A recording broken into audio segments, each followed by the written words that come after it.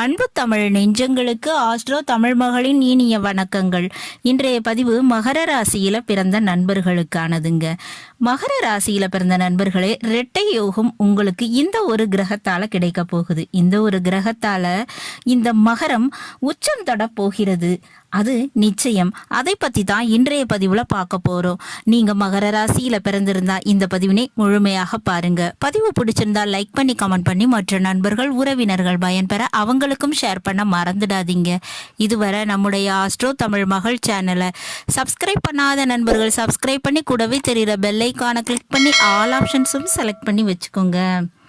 மகர ராசியில பிறந்த நண்பர்களே, மகரம் என்றாலே என்றாவது ஒரு நாள் சிகரம் தொடும் நிச்சயம். வாழ்க்கையில எப்படியாவது என்றைக்காவது முன்னேற வேண்டும் என்பதற்காக உங்களுடைய சுய உழைப்பினை அடிப்படையாக கொண்டு முயற்சி செய்து கொண்டே இருப்பீங்க.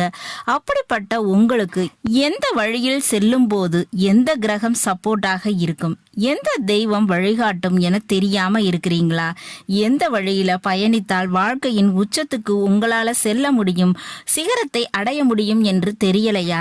இந்த பதிவினை பார்த்தா உங்களுக்கு அது விவரமாக புரிய வருங்க.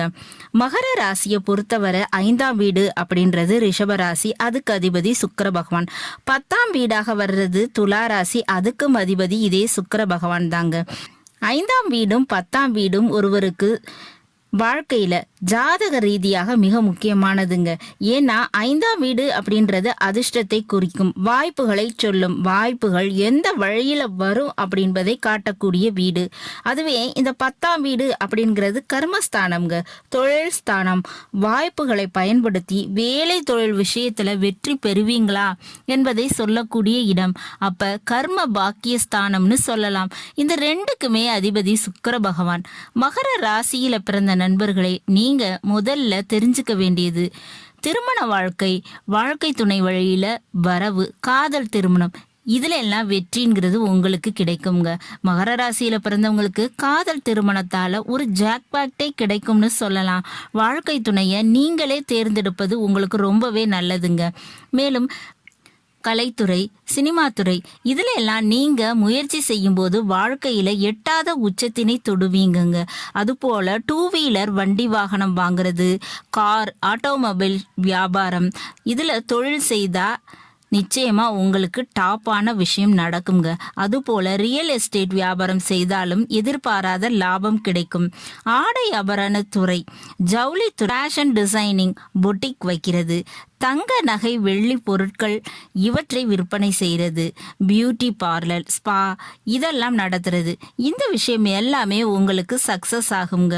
உங்களுக்கு பேர் புகழினை பெற்றுத்தரும். இந்த விஷயத்தை எல்லாம் நீங்க ட்ரை பண்ணலாம்ங்க.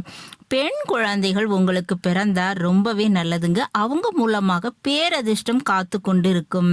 அதுபோல மாமியார் வழியில சொத்து கிடைப்பதற்கு அதிக வாய்ப்புகள் இருக்குங்க.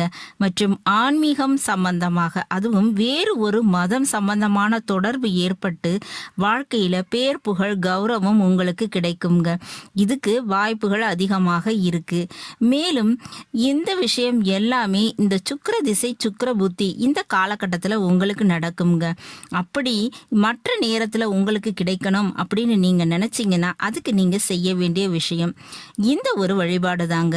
வீட்டுல விளக்கேத்துவோம் நாம எல்லாருமே. அப்படி தீபம் ஏற்றும் போது அந்த தீபத்துல எண்ணெயில நீங்க கல்கண்டு சுக்கிர பகவானுடைய அருளை வேண்டணுங்க. சுக்கிரன் அருள் நிச்சயமா கிடைக்கும். வெள்ளிக்கிழமைகள்ல வரக்கூடிய சுக்கிர ஓரை, அதுவும் குறிப்பாக இரவு 8 to 9 இந்த டயத்துல நீங்க சுக்கிர வழிபாடு செய்யணும். வெள்ளை மொச்சையை சமைத்து நிவேதனம் செய்து மறுநாள் அதனை பசுமாடு மற்றும் எறும்பு, பறவை இவற்றுக்கு உணவாக தந்தா அது மிகுந்த நன்மையை பெற்றுத்தருங்க. சனிக்கிழமை எறும்பு புற்றுக்கு சர்க்கரை வெல்லம் போடுங்க. சுக்கிர அருள் அது பெற்றுத்தரும். மேலும் இந்த வெள்ளி மோதிரம் அதை மோதிர விரல்ல அணிந்து கொள்ளும் போது சுக்கிரவசியம் ஏற்படுங்க. வரும் வாய்ப்புகள் அதிர்ஷ்ட வாய்ப்புகளாகவே அமையும். சுமங்கலிகளுக்கு குங்குமம் வாங்கி கொடுப்பது, அவங்க கிட்ட இருந்து குங்குமத்தை நீங்க வாங்கி கொள்வது நன்மையை பெற்று தருங்க. திருமணமாகாத கன்னி பெண்களுக்கு திருமண சமயத்துல உங்களால இயன்ற அளவு உதவி செய்யுங்க. பெரிய அதிர்ஷ்டம் வாய்ப்பு உங்களுக்கு உறவாகும். அது மட்டுமல்ல, சுக்கிரனுக்கு உரிய தெய்வமாகிய லக்ஷ்மி தேவியை வழிபாடு பண்ணுங்க. திருப்பதி சென்று வணங்கி வாருங்க. நிச்சயமா உங்களுக்கு வாழ்க்கையில திருப்பம் உண்டாகும். உங்களுடைய உச்சத்தினை உங்களால தொட முடியும்.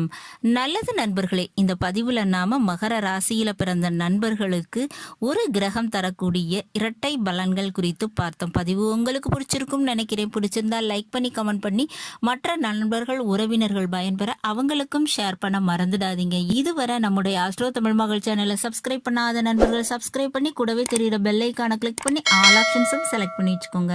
மீண்டும் ஒரு நல்ல வாய்ப்பினில் உங்கள் அனைவரையும் சந்திக்கிறேன். அதுவரை ஆஸ்ட்ரோ தமிழ் மகளின் அன்பு கலந்த வணக்கங்கள். நன்றி.